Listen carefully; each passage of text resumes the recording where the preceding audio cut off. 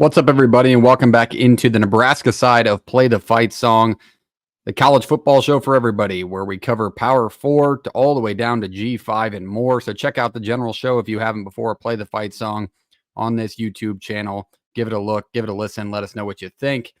This is the Nebraska side of things, where we're going to cover week-to-week Nebraska football. It's your first time here. Drop a like if you're a Husker fan.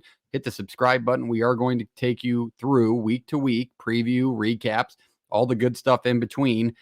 This week's a tough one, though. You're probably here to listen to a Nebraska fan's thoughts on the 56-7 dismantling we received in Bloomington, Indiana this past weekend, which we are going to go in depth with. Kind of talk about what I see from the team, what I saw this weekend, what I thought went wrong, which was pretty much everything. And then maybe a bright spot or two if I can somehow locate that within the result that we watched. With that, we're going to preview Ohio State as well. Ohio State's a big week, a good opportunity to battle against the number 4 team in the country in their house. Another road opportunity for Raiola to gain experience, which is really the most that I feel like can come out of it. Little spoiler there. But if you've never been a part of the show before, I do appreciate you being here. Check out our general show, like I told you. Check out the Iowa State side of things. Iowa State side always does well. So if you're from there, I appreciate you tuning in to listen to a Nebraska fan whine and cry again. After 7 weeks of college football into the 2024 season, we are in the spot again where we really start to feel like maybe it's not that different, but it is. It still is, and I still believe in Matt Rule. I'll preface by saying that, but we do have to discuss all the things that went on this past weekend. Check out our partner at No Rivals, shopnorivals.com. Premium collegiate headwear. They do not have Nebraska yet. However, they can add them very soon. If you go to the teams tab all the way down at the bottom, there's a request your team button. Throw in the Nebraska Cornhuskers. Hopefully we'll see them on the website soon, but still pick out a really cool collegiate hat, maybe one of your de facto teams. Throw it in the cart and check out. And when you check out, use the code PTFS at checkout for free shipping on any No Rivals hat and order. We appreciate our good partners over at No Rivals. All right, let's leave it at that. Make sure you hit the like button before we go into this Indiana game that nobody wants to talk about, but we do need to break it down a little bit and have a conversation or two about maybe what went wrong and what could stagger us between our goals throughout the rest of the season. Nebraska gets beat by Indiana 56-7 in Bloomington. Big noon kickoff again did not go well for Nebraska. I tweeted the stat during the game, but Nebraska is 0-8 now in big noon kickoff games with Gus Johnson and Joel Klatt on the call since its existence. One of those games was missed within the stats. I believe it was the 2021 Ohio State game. Nonetheless, Ohio State has owned us on that game channel with those announcers, and I don't know if this week will be any different, but it's a great opportunity for Nebraska to maybe upset and shock the world and pretty much put a spoiler on Ohio State's season. I think it would do it. But if you're an Ohio State fan and you're in here, I don't think it's going to be happening. Let me make that very clear right now. I will talk about Indiana, though, and I do have to eat my words a little bit. I do think last week's preview, I talked about their offensive weapons and how explosive they are, but their question marks lied within their schedule and the strength of it. They hadn't played anybody, and when they did play Nebraska in a defense, a top 10 national defense, they handled them just like everybody else. They handled them as if they were playing Howard. So, yeah, I'm going to give Indiana their flowers because they deserve them. Rourke was really good through the air. Surratt was good on the edge. Both backs are really good, Lawton and Ellison. Those are quality backs, and this is an elite Big Ten team at the moment. I get it. It was kind of that premium spot for Indiana to take over a football game and kind of dominate it the way that they did. You roll in, you're at home, you're 6-0. You finally get a sellout crowd for the first time in forever, and you just dominate a blue blood of the sport. You got to give them flowers where flowers are due, and that offense was worth every flower they can get. I don't want to give too many flowers to the defense because I do think Nebraska moved the ball effectively a few times, but Indiana made a play or two to put ends to those drives. But I think Nebraska's offense is more of an issue than maybe Indiana's defense will be for other teams that have a consistent offense. I also think when we kind of look at Raiola, we've seen him take a couple of steps back. He's still a very good quarterback, and he's made some throws that no Nebraska's quarterback made in the last 10 years. So he's still an elite quarterback. He's had a couple of bad games, though. And I know the conversation has popped up throughout Husker Nation where, you realize maybe he's not like the Lord and Savior this year, but he's still so much better than anything we've had in a long time, and he offers a lot to this offense. I think there are problems lying other places that make it tougher on true freshman Dylan Raiola. But before we go in depth with the Nebraska stats, if you're an Indiana fan, I appreciate you rejoining the show. Hit the subscribe button. We will talk on the Hoosiers again, obviously, this week. It's a very good program, very good team, very good win for that program. It'd be interesting to see them become good. It's just whether or not they can retain Cignetti after this season. All right, looking at Nebraska stats. Dylan Raiola, 28 for 44, 234 yards and 3 picks, no touchdowns. I understand the 3 interceptions are in tough spots because it was 28-7 at half, but the fourth down towards the goal line on our first drive of the second half, that's a bad interception, a missed throw. I think he just kind of got antsy, and that really put the game into a perspective of, all right, how bad are we going to get beat, rather than answering all of a sudden it's 28-14, 7 minutes left in the third quarter. Then things can get a little bit interesting. But I thought one thing that went against my preview that Indiana did well against Raiola was, I know the red zone scoring offense was 100% in favor of other teams playing Indiana's defense, but they did a really good job at limiting us in the red zone. Not that teams struggle with that, as Nebraska only had a 75% clip, but it was still a very good overall job when Nebraska got into pay dirt territory to force a fumble on a fourth down opportunity that they would have converted, and then that interception. So that's 2 really good stops for that defense to just keep it rolling the way they were. It just felt like nothing could go wrong for the Hoosiers that day. The big problem lies, and this is one of the main factors I want to talk about when we look at the team and kind of where they're at, is the running game. The running game has not been great since week 3, week 4. It's not been very consistent. The backs aren't there. They're not making cuts. They're not breaking off runs for 20-plus yards. We've had no big plays in the run game, it feels like, outside of sweeps with Ja'Cory Barney. But Harburg was our leading rusher, our backup quarterback, 5 carries, 32 yards. That's your leading rusher. If you're a Nebraska offense and a Matt Rule team, you're going to run into a lot of issues if that's your leading rusher. And everybody can agree with that. It's not groundbreaking stuff. But I don't know if it's a back problem. I don't want to say it's a coaching problem. I don't know if it's a line problem. But 2.4 yards per carry in this matchup is not going to get it done against anybody worth a shit. I mean, we're usually a pretty good running team, and I know Rule always pitches and throws out there that he wants to establish a run, be a big physical team at the line. You can't do that. You can't do that and then rush for 70 yards against a quality team. You only had 70 rushing yards in the game. I mean, I know we're usually averaging over 100. It's a pretty good, consistent running team, Nebraska, but we haven't seen it against good opponents, which we have another one this week. So it's a big factor within the game this week as well. The one bright spot, this is the one positive I will say, it was nice to see Fedoni break out a little bit.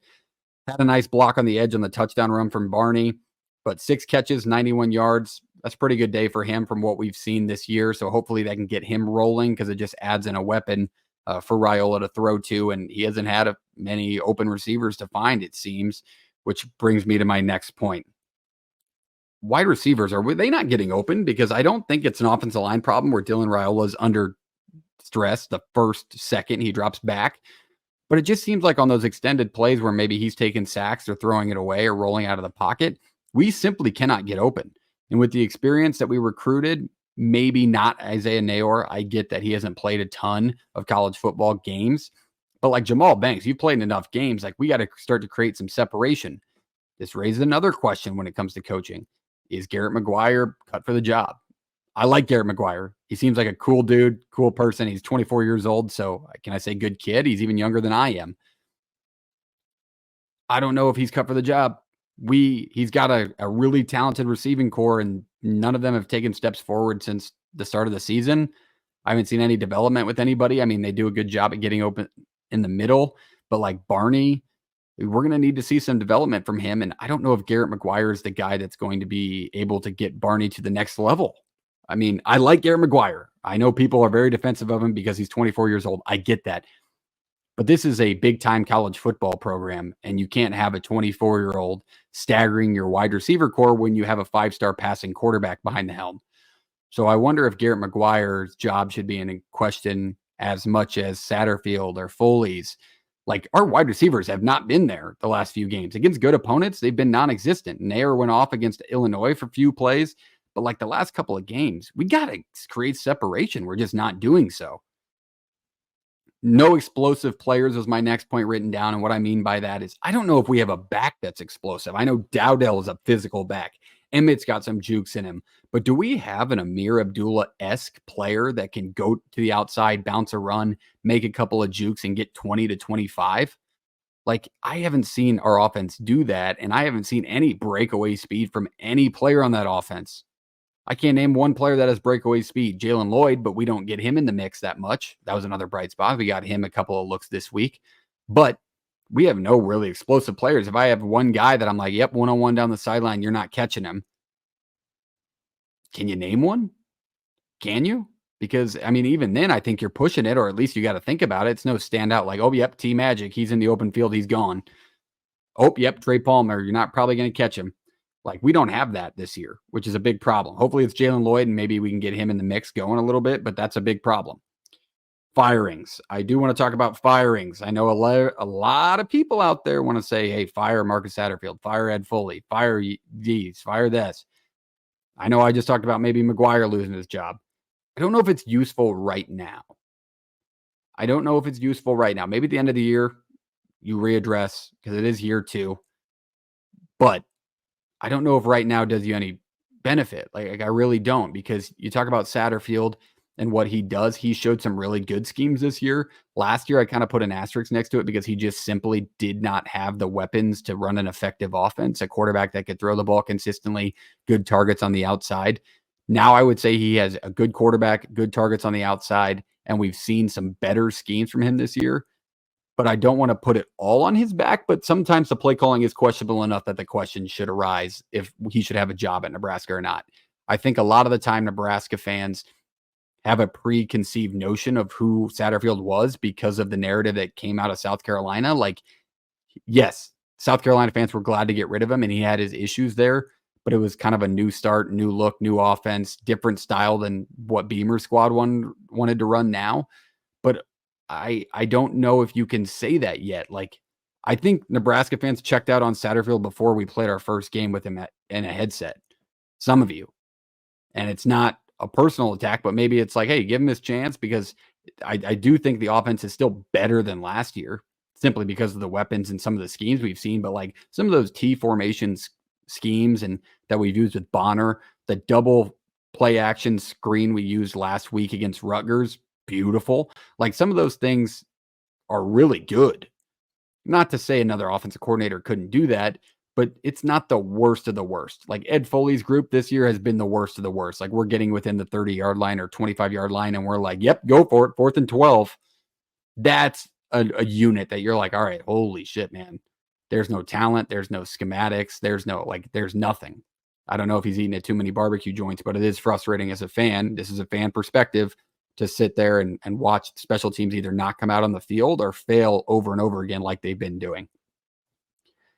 Last point I want to make for this game and the season and the outlook is, yes, this game hurts a ton, but can we talk about maybe our season outlook versus the offseason for now? Like, how many of you guys had Nebraska going 9-3 in the preseason? You want to say, oh, yeah, I had them a 7-0 start.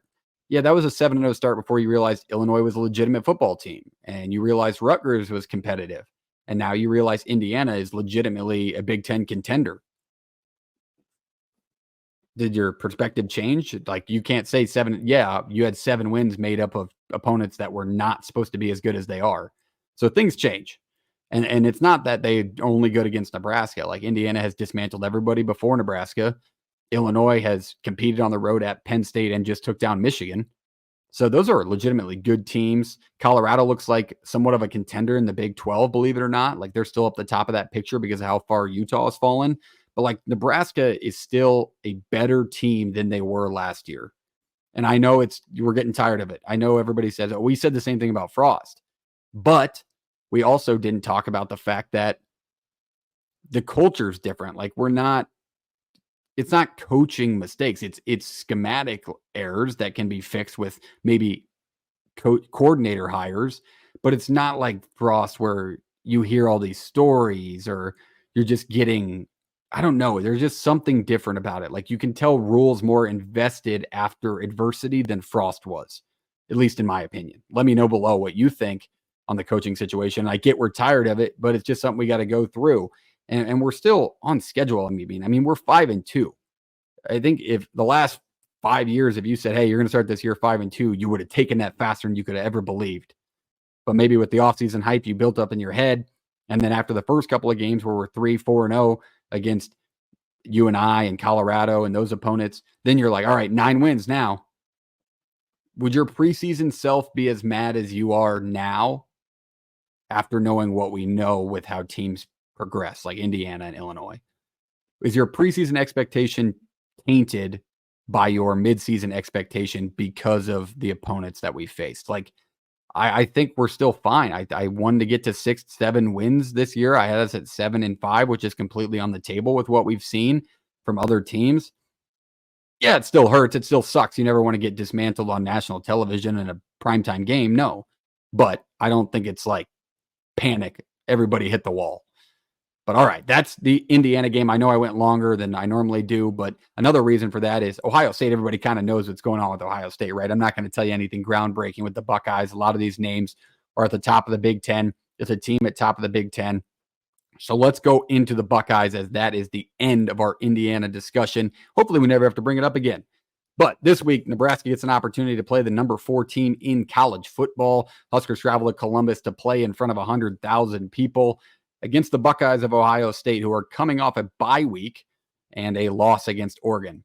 So this matchup is a huge opportunity for Nebraska to just be competitive. Maybe try some new stuff on the road, put up some points, let your offense open it up a little bit. Because I know we said we're going to compete to win, but if you're going to give up 56 to Indiana and that offense and only put up 7, you're asking a lot of a team to come back the next week and do it against a college football national championship contender in 2024 and what feels like for a long time with the power and money that this school has in college football. So tough task, big opportunity. I think one of the things you want to highlight if you're Nebraska is this could be, I'm not saying it's going to be if you're an Ohio State fan, this could be an overlooked spot as they travel to play Penn State and Happy Valley next week, that is. So maybe it's an overlook spot, but I don't expect that to happen. I know they're kind of playing with a little bit of piss and vinegar after their loss at Oregon, which they really had a chance to win at the end, but this is an elite football team nonetheless. Let's go into the all-time series. This one's very simple. We've only matched up with them, I believe 11 times. There's a tie in there, 10 on the actual record. None of that soccer bullshit here. Ohio State leads the series 9-1. Last win for Nebraska came in 2011. Everybody knows that one. That was the comeback pictured Rex Burkhead, Taylor Martinez days. That was the last time Nebraska beat Ohio State. And with the last 7 or 8 years, how that's come to be, that doesn't feel like that crazy of a stat because there's a lot of teams that have the same thing going with Ohio State, and it's not just Nebraska. Ohio State, dominant team within this series, one of the more dominant programs in college football history. I believe the stat is, and double check me if I'm wrong here, Ohio State fans in the comments, I don't think this school has ever gone worse than 6-6. It might even be 7-5. They've never had a 5-win season or below. I know that. So it's a privileged college football fan base, and they hold high expectations similar to Nebraska, but maybe even a little bit more elevated, especially when it comes to talking about this guy, Ryan Day. Everybody in Ohio State has a different opinion on Ryan Day. Everybody in Columbus, it's either calling for their head or they just think he needs more time. Like, this is a collegiate football coach that is an elite guy statistically, but I think at this program, they've raised questions kind of like we were with Bo in the 9-3 days. Like, their 11-1 days are our 9-3 days with Bo Pelini. But Bo Pelini is no Ryan Day when it comes to the record. Ryan Day 56-8 in his time as a head coach, not including this year. That's 2019 through 2023. So obviously you can give him 5 more wins and another loss, but he's 39-3 versus the Big Ten. Obviously now he is 41-4, but still that is an insane record against a conference caliber of the Big Ten and the teams within. 3 college football playoff appearances since 2019. They are one of 3 teams that can say that. Ryan Day was the offensive coordinator at Temple and Boston College. He was also a graduate assistant at Ohio State back in his day and another small school I'm blanking on the name of right now. But he worked under Urban Meyer, was named his successor when Urban Meyer decided to retire. Here he is now in 2024 in a 5-1 spot where the whole national narrative around him is that he's 1-7 against AP top 5 teams. But really, they've been dominant against every single other opponent that they face. Their last matchup, Nobody. They're coming off a bye, which is a tough look for Nebraska. Obviously, those teams bounce back. It seems that a lot of other programs benefit from a bye, not Nebraska, but I expect Ohio State to be well rested and ready and not really truly in an overlooked spot because of the piss and vinegar flowing from that Oregon game. All right, let's go into the offense. Let's talk about their offensive quarterback, Will Howard. Everybody knows this name. Kansas State transfer, getting paid a lot of money to play quarterback for the Bucks, and it's for good reason. 121 for 165 this year, over 1,500 yards passing, 14 touchdowns, 3 interceptions. One thing I want to highlight on his game is he has the ability to run. A lot of the time, it's not going to be design runs unless they're in the goal line, but he does have that ability. 33 rushes this year for 77 yards, so not those long runs, but he also has 5 touchdowns via the ground. So when they get those goal line sets, which they will run Will Howard. They will run a quarterback dive right, quarterback dive left, powers, things like that based off motion blocking and really putting that Nebraska defense on their heels. Similar to what Nebraska did with the Adrian Martinez looks with Chancellor Brewington in motion. Shout out Chancellor Brewington. He makes cool content, so check him out today. But when we would put Brewington in motion and run Martinez on that power, it was almost unstoppable, virtually unstoppable. That's what Ohio State does, and they had success against it with good teams like Oregon, all the way back to their dismantling of other teams like Akron, Western Michigan, and Marshall. I know that I told you they stand at 5-1. Their 2 conference wins came against Michigan State and Iowa, 38-7 versus the Spartans, 35-7 against the Hawkeyes. Everybody knows the 32-31 loss in Eugene 2 weeks ago. All right, going back to their backs. This is an impressive room, to say the least. On the left, Travion Henderson. Everybody knows this name. Been in college football for a while. Really good build, really good back, explosive, physical. Has the juke ability, maybe not as much as his counterpart, but is still a quality back nonetheless. 52 carries this year for 424 yards and 4 scores. And then on the right, the Ole Miss transfer, Quinshon Judkins Jr. This is one that everybody was kind of shocked at in the offseason, him leaving Ole Miss with the offensive firepower that team brought back this year. Obviously, they've been staggered a few times this season, but it seems like to be a good move because he's a quality piece of this Ohio State offense, this Chip Kelly offense at offensive coordinator. 71 carries for Judkins, 491 yards and 6 scores. Really good back. Jukes to the moon. Spin move that made everybody almost quit the game in college football 25.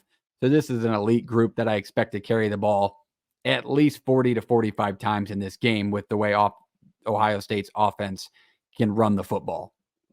All right, moving on. Let's go to the wide receiver. I know we're moving quick and it's not as long as my other previews, but you should know these names. Follow college football because this is a college football playoff contending team, or almost a lock, it feels like. But there's a lot of talent that you should already know about and that should be swirling around your TVs because this is one of those teams that's covered like nobody else. On the outside, their wide receiving core, probably the best in the country, up there with Oregon and some other teams, but one of the most weapon-filled groups you'll ever find in college football, especially nowadays.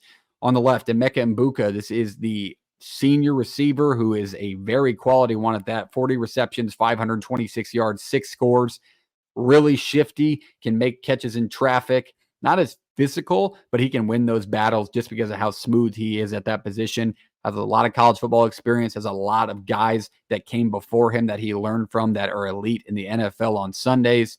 And then on the right, the exact opposite, the true freshman that everybody's heard of nowadays, Jeremiah Smith, 32 receptions, 553 yards, 7 touchdowns. True freshman. 7 touchdowns. That is a touchdown in every game, plus a 2-touchdown game against Akron to lead off the season. So you know he's going to make an impact. Big physical body that can win those 50-50 balls, but also has the jukes to go along with it. Probably going to be up there by the end of his career, maybe one of the best Ohio State wide receivers of all time. And that's to say something because think of all the names that have just recently come out of Ohio State. Jackson Smith and Jigba. I mean, there are just names you could rattle. Chris Olave, like those guys that have already dismantled Nebraska through our time of bad football. This one's going to add to the list. I guarantee you. I almost guarantee you that he has a touchdown this weekend against Nebraska. It's safe to say that because he scored one in every game. So this wide receiving core, those are the 2 main guys to watch out for. They have a couple of other options. Carnell Tate's a good one on the outside. But they really have an endless bag of weapons and tricks to throw at a defense. And with Nebraska trying to answer what Indiana did to them, you're asking a lot for a group like this to be the answer. All right, moving on. Let's go to their defense as a whole. Their defense as a whole, pretty good group. One of the best in college football outside of the Oregon game. They had only let up 17 or more points one time since the Georgia versus Ohio State college football playoff game back in 2022. They'd only let up 17 points one time before that, and that was to Michigan, the national championship winning Michigan Wolverines. They don't let up a lot of points. Earlier in the season, they gave up 6 to Akron, 0 to Western Michigan, 14 to Marshall, 7 to Michigan State, 7 to Iowa, and then 32 in the loss to Oregon. So they're looking to make a statement and bounce back. And what a better group to do it against than Nebraska, who feels like they haven't been able to move the ball effectively, one in the second half, but throughout the entire game. I mean, 7 points against Indiana's defense when Maryland's putting up 20 plus, Northwestern's putting up 20 plus. So you're asking a lot from Dylan Raiola against an elite group. There's 2 guys I want to highlight. Hopefully it's 2 guys that aren't going to be highlighted as much as the others. You've heard of the Denzel Burks. You heard of the Caleb Downs. You heard of the I'm trying to say it here. Tiamaloau, as pictured, 44 right here in the middle. Tough name, great player. Hasn't really broken out yet this year, but hopefully he can. Well, I don't want to say hopefully. Hopefully he doesn't do it against Nebraska, but I do think he will eventually because he's an elite football player. The 2 guys I do want to highlight, let's talk about these 2 guys. They're really impressive. Jack Sawyer, pictured on the left, defensive lineman. He's going to be a guy that's going to get to Raiola, get in his face, and he's got the experience to do so. 10 solo tackles, 19 total on the year, 2.5 sacks. He's the sack leader on this defense and a forced fumble this year.